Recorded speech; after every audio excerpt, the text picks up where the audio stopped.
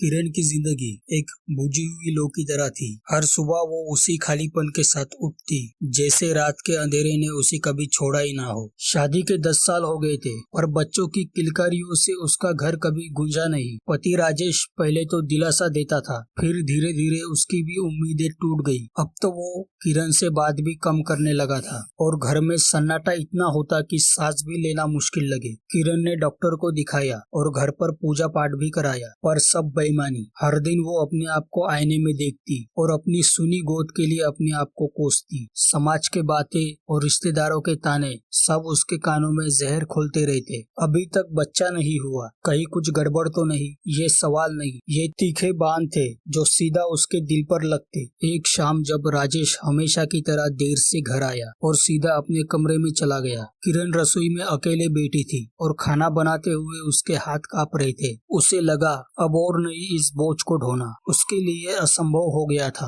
आंखों में आंसू नहीं थे, बस एक अजीब सी शांति थी, जैसे उसने हार मान ली हो और इस हार में उससे कोई दुख नहीं, बस मुक्ति दिख रही हो। उस रात अंधेरे और खामोशी में डूबे घर में कुछ देर सोचने के बाद उसने अलमारी से रस्सी निकाली और घर के बाहर निकल पड़ी। उस रात करीब 2:30 बज रहे थे और वो जा पहुंचे एक बरगद के पेड़ के नीचे जो गांव से लगभग 1.5 किलोमीटर की दूरी पर था। उसने बरगद के पेड़ के नीचे जाकर रस्सी का एक छोर डाली में बांधा और खुद बरगद के पेड़ के ऊपर चढ़कर रस्सी का दूसरा छोर अपने गले में बांधा और कूद गई। कूदने की वजह से ऑन द स्पॉट उसकी डेथ हो गई। इधर राजेश अपने घर में सो रहा था, उसे इस बारे में कोई खबर नहीं। फिर धीरे धीरे रात बीत गई, सुबह हो गई। सुबह होने के बाद राजेश ने किरण को ढूंढा, किरण कहीं पर नहीं मिली। आसमान में सूरज निकल चुका था, राजेश जाग चुका था। राजेश ने देखा कि किरण घर पर मौजूद नहीं। राजेश ने गांव के हर घर जाकर देखा, लेकिन कहीं कोई किरण का पता नहीं मिला। फिर थक हार कर राजेश घर पर आया और सोच रहा था,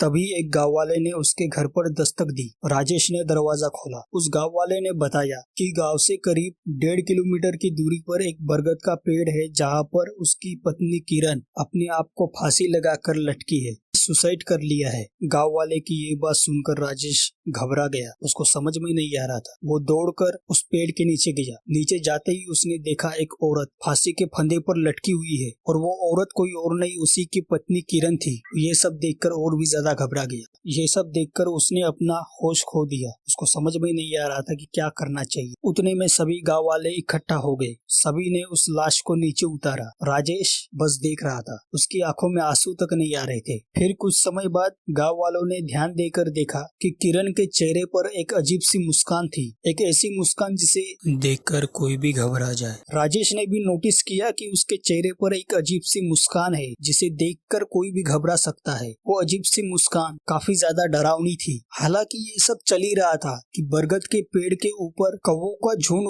मंडराने लगा। सभी गाँव वालों ने तय किया कि अब यहाँ पर रुकना ठीक नहीं, हमें लाश को गाँव में लेकर चलना चाहिए और उसका अंतिम संस्कार करना चाहिए। सभी गांव वाले और राजेश ने मिलकर किरण की लाश को गांव की ओर लेके गए। वहां पर उन्होंने अपने रीति रिवाज के साथ उसका अंतिम संस्कार कर दिया। कुछ हफ्ते बीत गए, सब ठीक चल रहा था। अभी राजेश भी थोड़ा नॉर्मल हो चुका था। कुछ दिन कुछ हफ्ते बीते, सब ठीक चल रहा था। लेकिन एक दिन की बात है जब एक किसान उस बरगद के पेड़ के नीचे से गुजर रहा था, उसको कुछ आवाजें सुनाई देने लगी और ये सिर्फ एक के साथ नहीं, कईयों के साथ ऐसा ही हो रहा था। जो भी उस बरगद के पेड़ के नीचे से गुजरता उनको अजीब सी आवाजें सुनाई देने लगती। अब यही आवाजें किरण ने भी सुनी थी जब वो सुसाइड करने के लिए गई थी। आखिर क्या हुआ था उस रात किरण के साथ, ये एक रहस्य बना है और इस रहस्य का पर्दाफाश हम अगली वीडियो में करेंगे। मैं इस वीडियो का पार्ट 2 बहुत जल्द ही लेके आऊंगा। तब तक के लिए